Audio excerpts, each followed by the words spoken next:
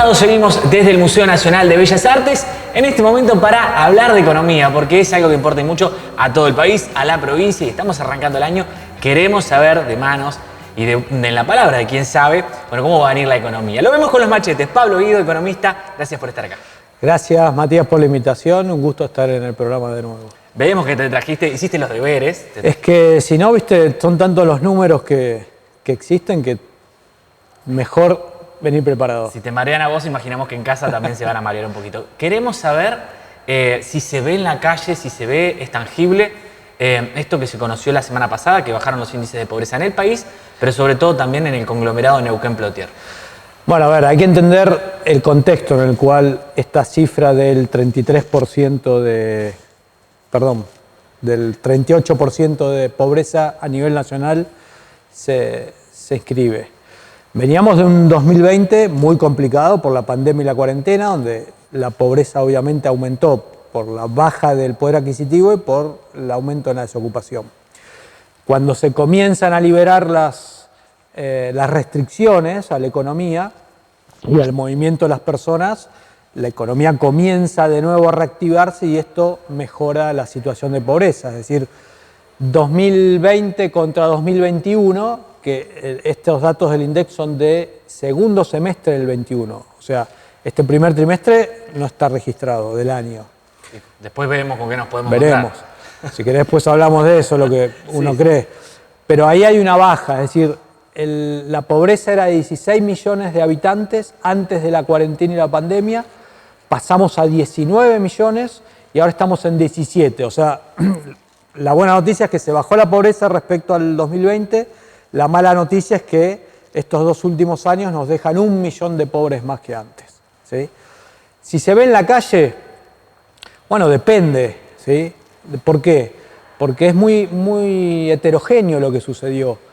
Se perdieron muchos empleos en el sector privado, formal, o sea, gente que estaba en relación de dependencia, que perdió su empleo, pero a su vez, autónomos también, que dejaron de trabajar, pero a su vez hay más monotributistas y hay más empleados públicos. O sea, depende en dónde te ubiques, podés decir está mejor o peor. Son números mentirosos, entonces, de alguna manera, o por lo menos no definen tanto si los pones a mirar fino. Digamos. No, lo que pasa es, como te decía, hay sectores de la población que perdieron su empleo directamente, asalariados que estaban trabajando en las empresas privadas lo perdieron, pero por otro lado hubo un aumento del empleo público, ¿sí? Y un aumento de los monotributistas y una caída también en la cantidad de autónomos. Fíjate la mezcla que hay. O sea, si te lo tuviera que resumir, hay más empleo que hace 2 años, pero ese incremento del empleo es básicamente motorizado por el empleo público. Después le tendría que preguntar a Catalá, entonces,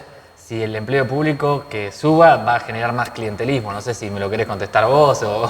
No, yo lo que te puedo decir es que en la Argentina en los últimos 10 años, 2011 hasta 2021, lo que se observa es que hay un aumento del empleo en términos generales, pero de menor productividad. ¿Por qué? Porque este aumento del empleo está potenciado por el empleo público, el empleo informal, o sea, el no registrado, y por los monotributistas. Pero hay una caída en los autónomos y los asalariados del sector privado, que son los más productivos. Bien, seguimos con otro tema que afecta y mucho y tiene que ver con la inflación. También se proyectó una, pero por otro lado, claro, cuando vamos al día a día se va viendo que seguramente se va a superar esa inflación. ¿A cuánto se puede proyectar la inflación para este año? Bueno, recordemos que el presupuesto del Gobierno Nacional para este año estimaba una inflación del 33%, ¿sí? Se aprobó hace menos de 6 meses el presupuesto, en diciembre.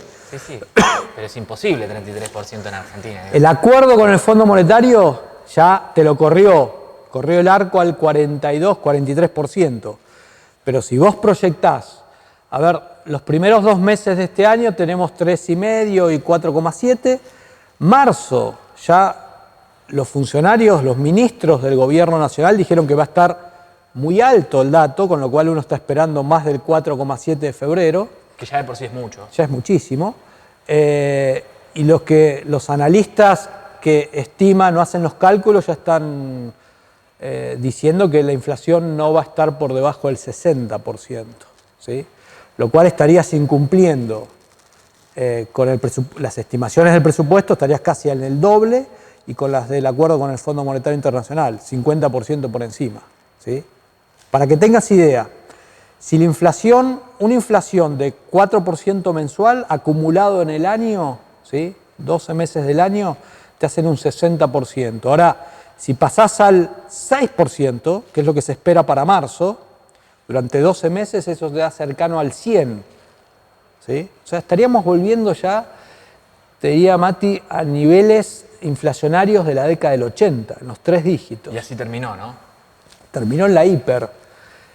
No quiere decir que cuando llegues al 100 vas a terminar en la hiper, va a depender mucho de la demanda de dinero, porque las hiperinflaciones comienzan con una gran expansión monetaria, que es la que tuvo Argentina en el último año, el anterior, etcétera, pero se desata abruptamente cuando la gente rechaza el dinero de manera inmediata, y eso lo puede disparar cualquier cosa. Ya Moody's dijo que, justamente mencionabas el FMI, que pese al acuerdo no hay solvencia de Argentina. Un informe bárbaro que tiraron, digo, como para a pocos días de este acuerdo.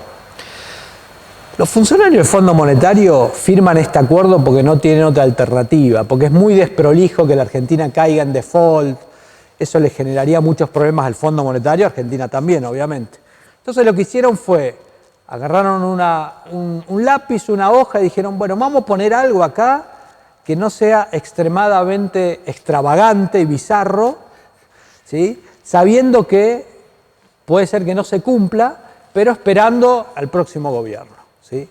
Que se supone que como la situación de la economía va a ser igual o peor de la que estamos, porque el gobierno no está haciendo nada para revertir esto, entonces el próximo gobierno no va a tener alternativa que hacer algunos cambios, y cambios muy importantes. O sea, que le explota No, mira, esa pregunta me la hace mucha gente, dice, ¿cuándo explota? Bueno, pero vivimos explotados. es que yo creo que la Argentina está sufriendo, a diferencia de otros momentos donde explotaba el Rodrigazo, el año 89, el 2001, creo que estamos explotando, pero en cuotas, ¿sí? ¿Por qué te lo digo esto? Me la anotás esa frase, ¿no? Sí, ahí está. ¿Por qué te lo digo? En la última década el Producto Bruto Argentina no creció, y como la población aumenta, obviamente, eso significa que el PBI per cápita te va disminuyendo, y eso se refleja en las cifras de pobreza, y eso es consecuencia de que no es que no haya inversión, pero no existe la inversión suficiente para aumentar la cantidad de bienes y servicios. Entonces hay menos para repartir, vamos a ponerlo así, y por eso el aumento en las cifras de pobreza. Bueno, no venimos con buenas noticias, pero bueno, es la realidad. Vos estás preguntando eso. Yo te estoy preguntando, no, por eso te iba a decir.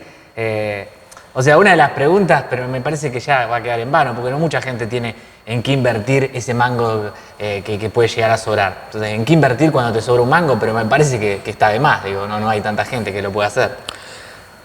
A ver, el 10% de la población argentina, solamente el 10% tiene un ingreso superior a los $1.000 mensuales.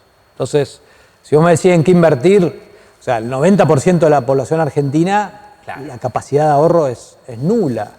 El argentino sabe en qué invertir cuando está frente a estas situaciones, ¿sí?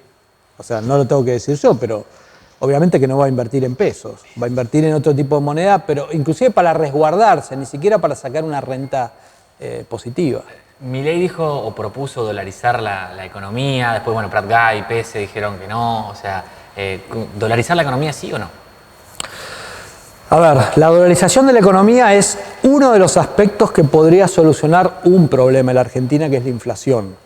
Pero la dolarización no te genera, o sea, un país puede estar dolarizado pero estar estancado. ¿Por qué? Porque la dolarización solamente lo que hace es eliminar el Banco Central para que emita moneda local y te atás a otra moneda, ¿sí? O sea, no tenés más Banco Central, con lo cual el gobierno no puede hacer política monetaria. En Argentina, política monetaria, ¿qué es? Que es diferente al resto del mundo, ¿no?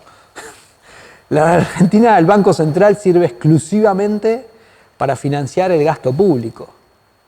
Y ese financiamiento monetario hace que la inflación hace 14 años esté por encima de los 2 dígitos. Entonces, si vos eliminás el Banco Central, eliminás la fuente una de las fuentes de financiamiento. Pero si vos mantenés un gasto público exorbitante y no lo bajás, vas a seguir teniendo el mismo déficit fiscal y vas a tener que subir los impuestos o endeudarte, ¿sí? O sea, y además tenés que solucionar los desincentivos que existen para invertir, aumentar la producción, contratar gente. Eso la dolarización no te lo soluciona. Es uno de los aspectos. Bien, bueno, estamos ya cerrando el programa. ¿Neuquén es una isla en todo esto? No. ¿O no?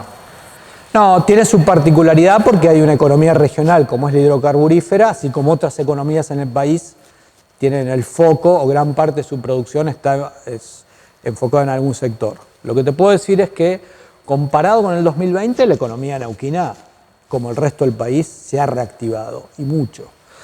Comparado con el 2019, ahí es muy heterogéneo. ¿Por qué? Y ahí ya no vamos a llegar con el tiempo, me parece.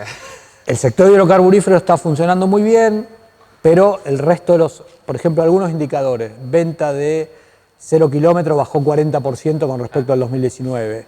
La venta de cemento, que te indica cómo está andando la construcción, está un poquito por debajo del 2019. El empleo formal, asalariado, todavía no recuperó lo que se perdió en el 2020. Bien, bueno, hay un panorama, ¿no? Muy grato, estuviste escuchando en casa.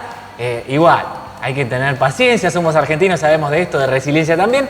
Así que bueno, Pablo Guido, economista, muchas gracias por venir en este primer programa de Enfocados, sexta temporada. No, muchas gracias a vos por la invitación y fundamentalmente por invitarme al primer programa. Bueno, así pasaba este primer programa con el segundo entrevistado de la jornada. Hablamos de economía, hablamos de turismo. Esto es Enfocados. Los esperamos la semana que viene aquí por Somos el Valle.